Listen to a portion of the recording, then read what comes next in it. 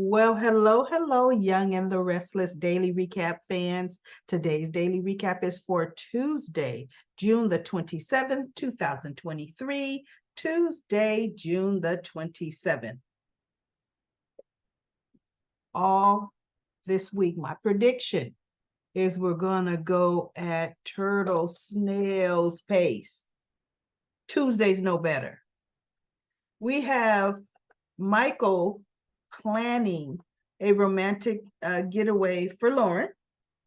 And he says, doors open, and it's getting hot in here. His back was to the door, and woo, come in. And so Phyllis goes, she says something, I think she says, hi, Michael. And he turns around, or during his little dance, he kind of turns around to look at Lauren, and I think that's what it is. And he sees it's Phyllis. He was shocked because he's in his little boxers and his little tee. So he turns around and he's on the little couch area. So he takes a little pillow and puts it over himself, even though he has boxers on. But look, I guess boxers, they don't have zippers, right? So you do need to cover up. So anyway, he sees her and she snatches off her hat and she goes, surprise.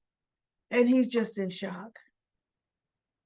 He is in shock to see Phyllis in the flesh. And she's just looking at him like, I missed you. Do you still love me? And she's just looking at him like, okay, how are you going to accept me well? And he hugged her. Oh, and he hugged her so deeply. Because she goes, did you miss me? And oh, he just hugged his Phyllis. And once he got that good hug out, he kind of, got his composure. And, Phyllis was being Phyllis, accepting no consequences for her actions. And, we're supposed to be friends. And he goes, friends? Don't do what you did to other friends. Friends don't do that, Phyllis. And so they're talking, and she's saying that, she needed him, of course. She did what she had to do to stay alive. It was self-defense. Stark was going to kill her. She had to kill him. She saved herself and got rid of him. And she says, and I did everybody a favor. I don't regret it. He was vile. He was this and dangerous. And I was thinking, you know what, Phyllis? You brought him to town. Now, yes, he would have found Diane, but you would not have been in his crosshairs. See, you brought him to town. You sought him out, that dangerous criminal. See, now maybe you'll think twice about bringing criminals to town, Phyllis. So anyway, Michael was saying, she was saying, will you help me? Or is it a conflict of interest? Don't tell me that she goes, have I lost you to Diane? And he looked at her because he's like, what do you mean, have you lost me to Diane?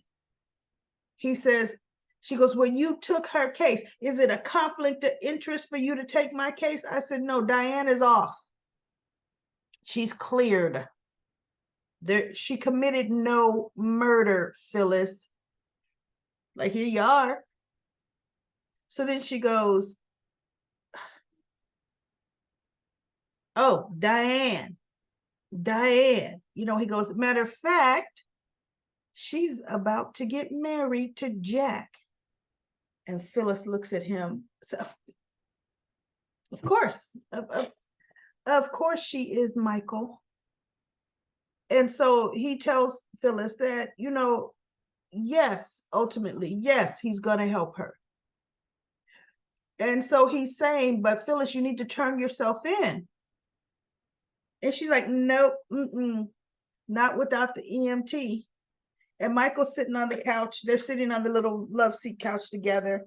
And he says, the EMT Carson could be a key. because he could collaborate your story about start pulling all the strings, about you being afraid of him.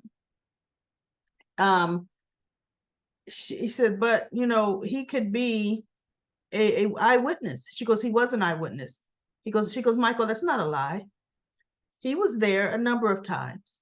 And in my mind, I'm thinking he sure wasn't there quite a number of times, right? He wasn't there when Stark came back in and said, why are you not on the plane you were supposed to be on? Carson wasn't there. Carson wasn't there when Stark tried to kill Phyllis. Carson was there when he came to the hotel to get his money, his payoff money. But he did hear how Stark was talking to Phyllis at that time. But Phyllis was busy saying, why are you bringing him here? He knows where I am now. That's what Phyllis was saying. So I don't know how they're going to have Stark, but I guess probably at other meetings, because they had to coordinate her whole passing out, falling out at the jazz club. They did have to have some kind of meetings, and he would be able to say Stark was the mastermind. So anyway, Phyllis Michael said, because she goes, Summer has already come to me and asked me to take your case. And she goes, really? Summer did that? Right? She said, yes, Summer did. And she goes, Summer. And then he goes, and Victor is having his men look for you. Victor, she said, Summer asked him, and he can't say no to her. Phyllis says, we leaving Victor out of this because I don't care what he's telling Summer. Victor doesn't mean me any good, right? So she says something about Summer, and Michael says, you do know you've gotten Summer in a lot of trouble, Phyllis. And she looked at him, look, you can't get in too much trouble just for keeping secrets. That's all she did was keep a few secrets. He goes, no, Phyllis, that's not all she did. Aiding and abetting, interfering with a police investigation. Oh, he ran down a few charges for Summer, right? And then Phyllis kind of just looked at him like, well, it'll be okay. Listen, let's get back to me. See, Phyllis doesn't think of anyone other than herself. Completely other than herself. So anyway, Phyllis ends up leaving, and Michael, I think he did. He goes, will I see you again, old friend? And she goes, yes, you're going to see me again. I'm going to go find Carson. You better be working on my case, Michael. Think of some stuff, right? And he just looks at her, right? Now, in the meantime, we have Chance is talking to Summer, right? Summer tells him that she has a confession to make. Here's how Summer talks. I have a confession to make, and you're not going to like it. I blah, blah, blah, and I blah, blah, blah. And I lied, and my marriage is probably over. And blah, blah, blah, and blah, blah, blah. And I put it just, I did everything wrong, but I was just trying to help my mother. What is it with her with not looking anyone in their eyes? Because the whole time she's doing all this looking down, talking, and every time she makes her eyes come up to see him, he's just looking straight at her. Straight at her. Which is probably what makes her uncomfortable, because she doesn't know if he could tell she's lying or not. Period. Is she lying or not? What is Summer? I honestly can't tell you how she's feeling about anything. The only thing, like she said, the way it, friends, we're friends, and blah blah blah. Any leads on my mother? He goes, I wouldn't tell you, right? So we, I just shook my head with this, right? And Chan says, Christine plans on pressing charges on you right alongside your mother. She looked at him. Can't you help? Nope, I sure can't. He's like, that's out of my hands. Because you broke the law, Summer. You broke the law. And you lied. He said, there's nothing I could do for you. And he goes, sorry to have to tell you, but that's the truth. Friend or not, that's the truth. I can't do anything. And Christine is coming full-fledged.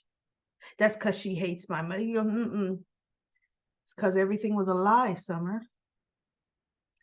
And you lied too. So anyway, Summer decides he goes, something she said about, well, you need to find my mother. He goes, you don't think I'm trying to find your mother?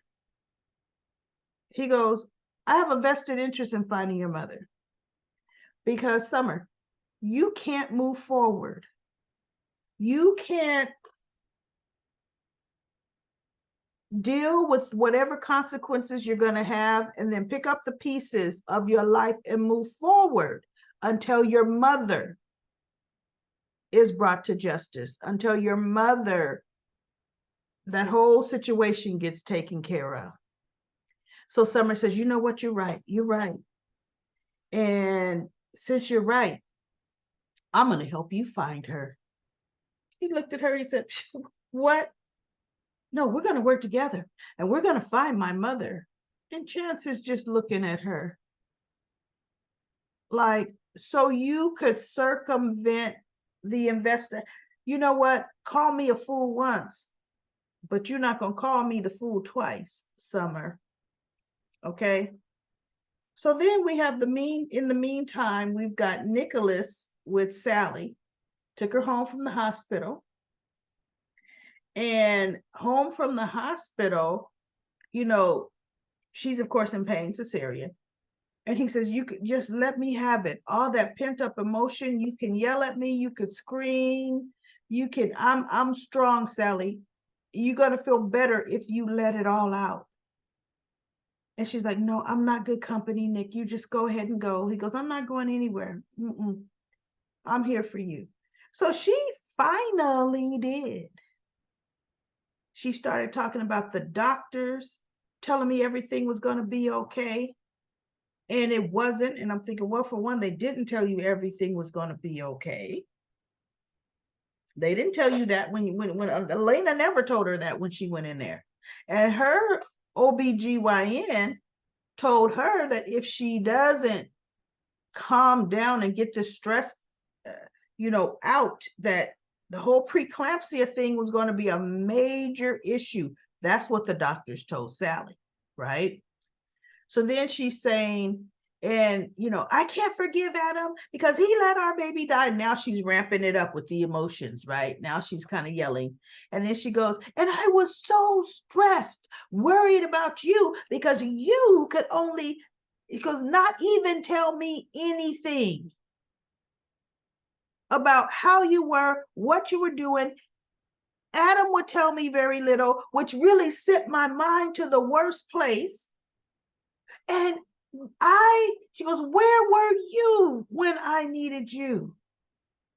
I was supposed to be able to count on you. And she goes, yes, I know your family needed you, but I needed you too, Nick. Where were you? Oh, she just let him have it. And he's kind of looking down, right?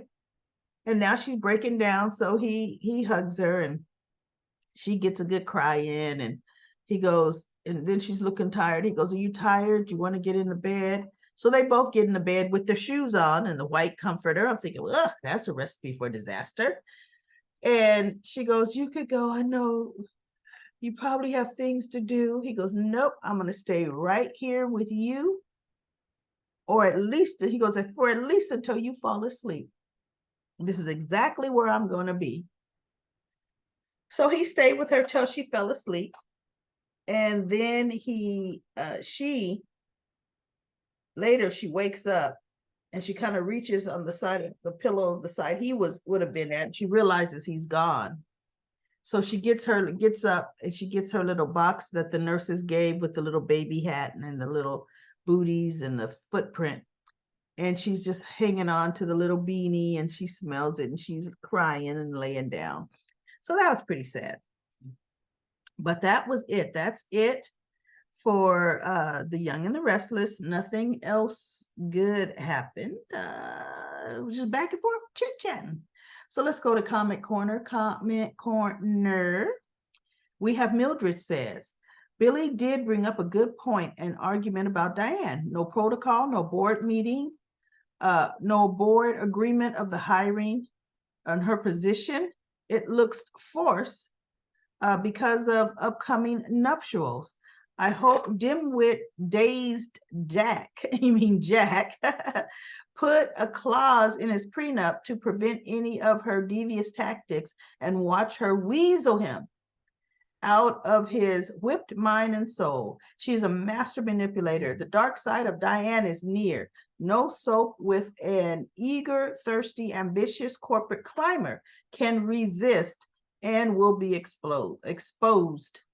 Anita says, Audra makes me laugh. She is entertaining. I'm looking forward to Kyle being caught in Audra's slimy web. Anita also says, the writers, please hire someone for Chance. Please do not put Chance and Summer together. That would be boring. It sure would. Also, what makes Jack think that Diane is qualified to be a CTO of human resources? This will be interesting to watch. What a mess. And then Darlene had an interesting fact that I did not know, Darlene. Darlene says, actually, Chance looks older. Summer Allison, who plays Summer, is 32. Connor, who plays Chance, is only 29. I didn't know that. You couldn't have told me that. He and Abby looked like the same age to me. And Summer looked way like she was younger. But see, that's because they had Summer matched with Kyle, which made her also us think of her as much younger, right? That was such an interesting, thank you, Darlene, for that real life fact. Annette says, hello, pretty lady. Maybe Summer will be Chance's new flame. You called the story is too messy. It's so messed up, not much else to say.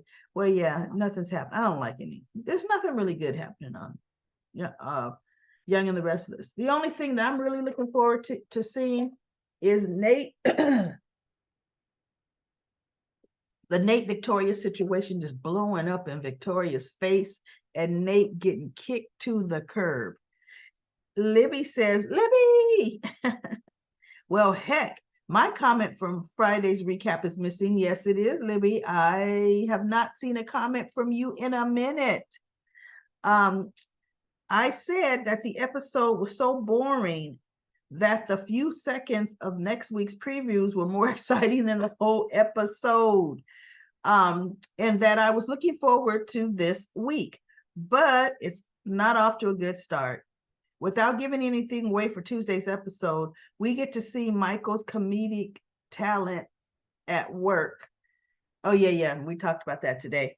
I'm disgusted with the tedious writing, making Audra the company betraying sleep around tart. Yes, she sure is. Well, that's it for Comic Corner. I will be back for tomorrow's Young and the Restless Daily episode. I really don't think we got too much going on tomorrow, but I will be back.